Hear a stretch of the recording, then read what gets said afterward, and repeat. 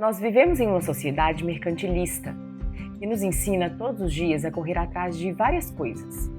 Nós passamos anos das nossas vidas estudando, buscando adquirir uma carreira. Depois, nós passamos anos e anos trabalhando em prol de conquistar a tão sonhada estabilidade financeira. E ao longo das nossas vidas, a gente faz grandes sacrifícios em prol de sucesso e reconhecimento. E tudo isso exige muita dedicação. Somente nós conseguimos fazer por nós mesmos, né? Não tem como outra pessoa estudar por nós, outra pessoa trabalhar por nós. Nós temos que ter intenção e dedicação de correr atrás dessas coisas. E aí vem Provérbios capítulo 2, nos confrontando de novo com uma verdade muito interessante e poderosa, que nos faz questionar que será que nós temos buscado a Deus com a mesma intensidade do que buscamos coisas materiais? Com a mesma intensidade que buscamos nossa estabilidade financeira, nossa carreira, nosso sucesso? E a Bíblia, nesse capítulo, diz com muita clareza que a sabedoria, ela não é encontrada por acaso.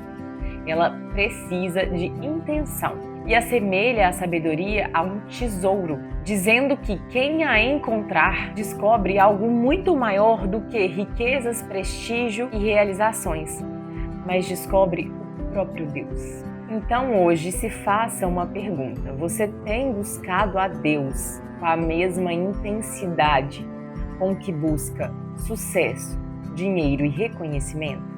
Provérbios capítulo 2, verso 4 diz: se buscares a sabedoria como a prata e a procurares como a tesouros escondidos, então entenderás o temor do Senhor e acharás o reconhecimento de Deus. Mas antes de continuar, deixa eu me apresentar. Meu nome é Lorena Prado, sou cristã, advogada, esposa e mãe. E neste espaço eu compartilho um pouco dos meus aprendizados com Deus através da palavra, para que juntos nós possamos crescer em discernimento e intimidade com Deus. Então vamos lá. No capítulo 1 de Provérbios, nós vimos Salomão falando que a sabedoria ela está disponível para todos. E então, no capítulo 2, ele vem fazendo um questionamento fundamental. Como então encontrar essa tão sonhada sabedoria? E aí a palavra nos dá uma resposta que é a mais impactante do capítulo. A palavra fala que quem encontra a sabedoria é aquele que a procura como quem procura a tesouros escondidos. Então ela faz uma analogia a uma coisa que, eu arrisco dizer que 100% das pessoas busca com muito afinco, né? Imagine você procurando por um tesouro escondido. Imagine você procurando por barras de ouro que sabe que existe e está prestes a encontrar. É com esse mesmo afinco que a palavra nos chama a procurar pela sabedoria. Então, a grande verdade que esse capítulo nos traz é que conhecer a Deus exige prioridade e intenção da nossa parte, né? A sabedoria ela não cai do céu. É necessário o agir da nossa parte. É necessário que a gente se mova em prol dela. É necessário que a gente tenha intenção em buscá-la. E aqui, fazendo a analogia da palavra, não basta uma intenção pouca, não. É necessário que você busque a sabedoria como quem busca o ouro e a prata, né? Ou seja, as riquezas tão almejadas, né? Por todos nós. E aí, assim, eu particularmente desconheço alguém que não busque por dinheiro, né? E aí, veja, é importante a gente saber diferenciar quem governa o seu coração, né? Se é Deus ou se é o dinheiro, e se você tem buscado por isso. E eu acho que todo mundo busca por isso, com intenção, né? Porque hoje nós vivemos em um mundo mercantilista que necessita do dinheiro para fazer qualquer coisa. E a palavra faz justamente essa analogia para que fique claro por nós, né? Que a busca pela sabedoria tem que ser com essa mesma intensidade, né? Com que a gente busca por dinheiro. Então, ali dos versos 1 a 5, a palavra nos fala que a sabedoria, apesar de ela estar disponível para todos, né? E ser personificada mesmo como alguém que clama nas ruas, logo em seguida a palavra vem nos ensinando que ela, apesar disso, ela precisa ser buscada. E aí Salomão, né, no capítulo 2, ele usa uma sequência de verbos mesmo, né, que transmitem ação da nossa parte. Justamente para deixar claro que é necessária essa intenção, esse agir de nós, né? E só nós podemos fazer isso por nós mesmos. E me remete muito ao próprio relacionamento com Deus e com Jesus, né? Quando a gente descobre ali, né, a grandeza de Deus, todo o tempo a gente vê que não basta, Deus não nos amarra, né, Deus não nos e a palavra é clara aí em várias partes dela, assim, sobre isso, que a porta está aberta, mas a gente precisa ter a intenção de passar por ela, a gente precisa ter a intenção de seguir os caminhos, a gente precisa ter a intenção de ir até, né, esse agir mesmo da nossa parte, né, que Deus, apesar de estar de braços abertos para nós, ele não nos obriga, ele não nos amarra, ele não nos prende.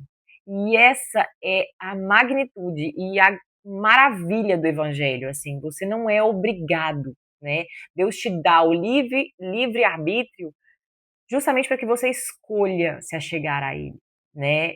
Que seja de coração, que seja intencional. E aí nós temos que pensar que a busca pela prata e o ouro, eu penso muito nessa busca pelo dinheiro mesmo, né? Ela exige esforço, ela exige dedicação. Mais do que isso, perseverança.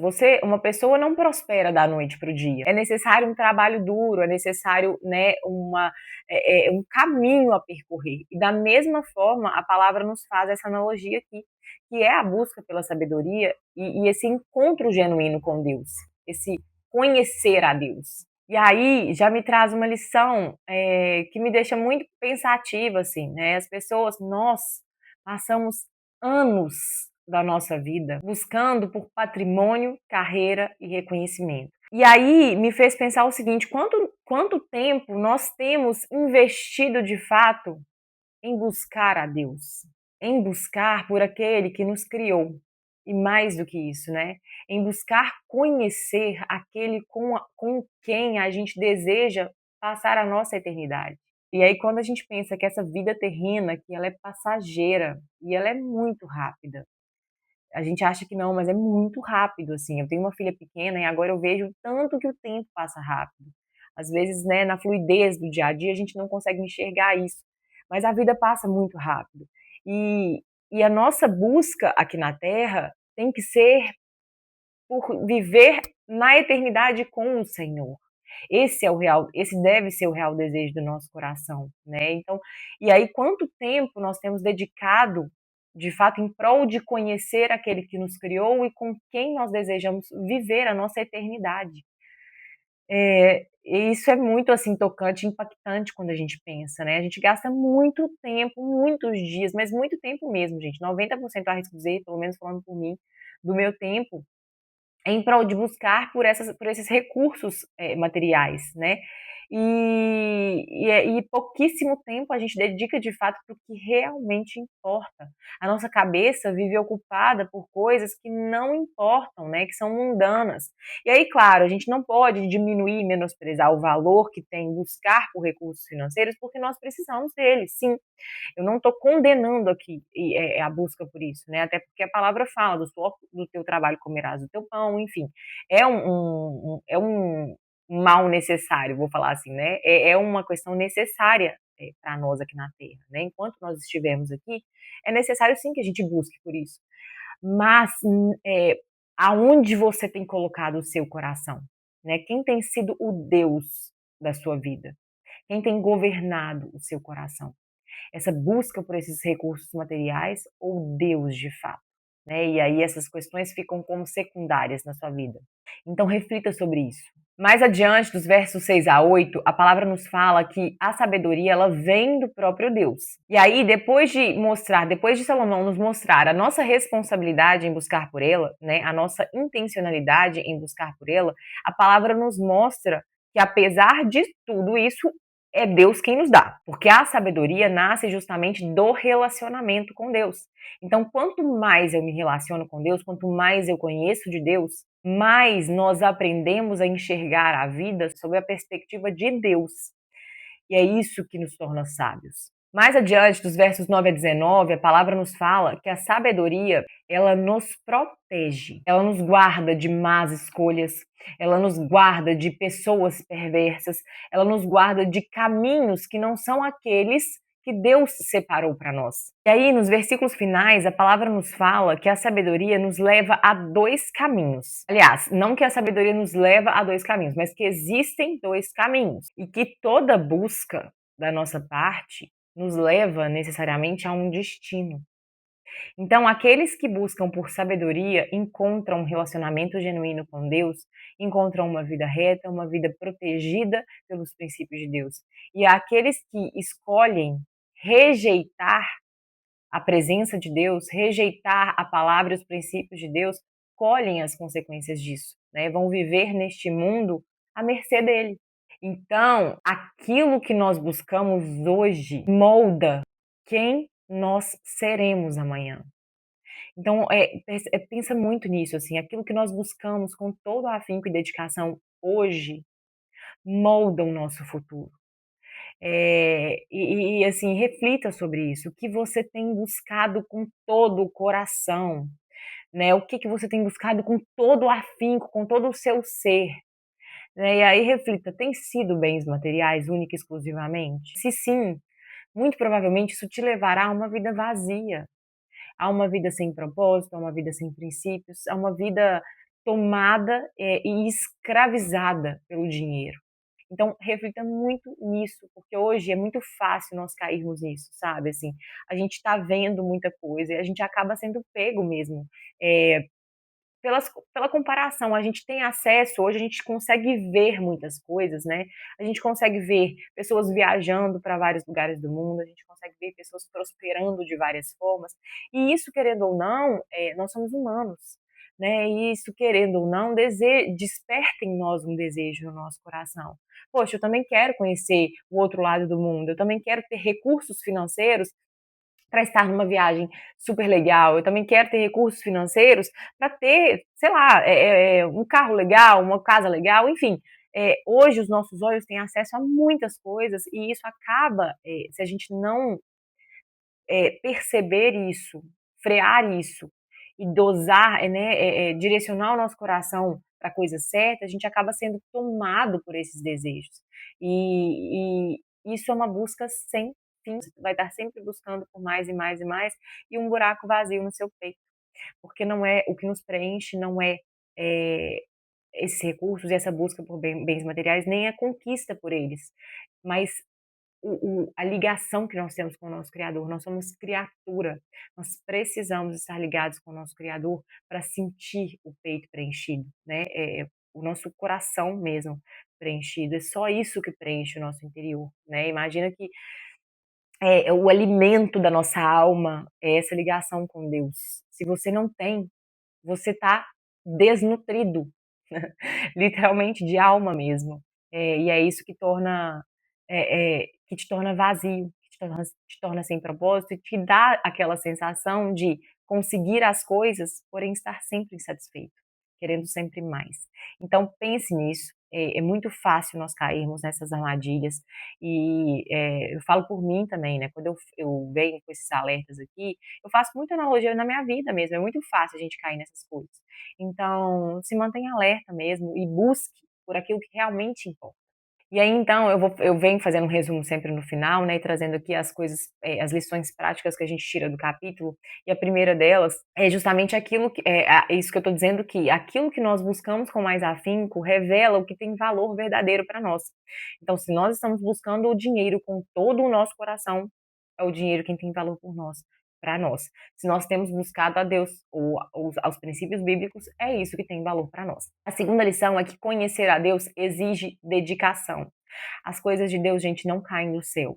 É necessário, assim como tudo nessa vida, né? E aí, como eu falei desde o início, né? Tudo que a gente almeja, carreira, finanças e etc., é necessário que a gente tenha intencionalidade, é necessário que a gente arregace a manga mesmo, né? E vá buscar por isso. Da mesma forma, as coisas de Deus. É necessário que a gente tenha essa intencionalidade em buscar pelas coisas do Senhor, né? Em conhecer mais de Deus. É Ele quem nos dá a sabedoria, sim, mas Ele primeiro nos chama a ter essa postura de ação mesmo. A terceira lição que a gente tira é que a sabedoria, além de tudo, ela nos protege.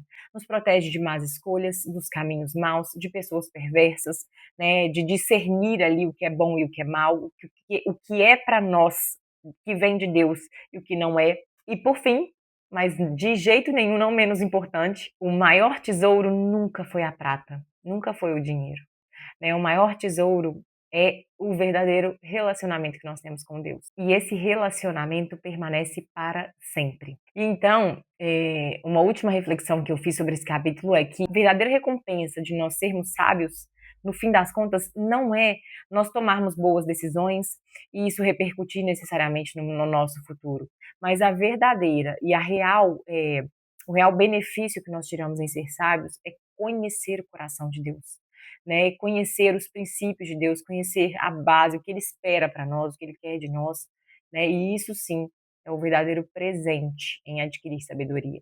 Em Mateus, capítulo 6, verso 33 diz: Buscai, pois, em primeiro lugar o reino de Deus e a sua justiça, e todas estas coisas vos serão acrescentadas.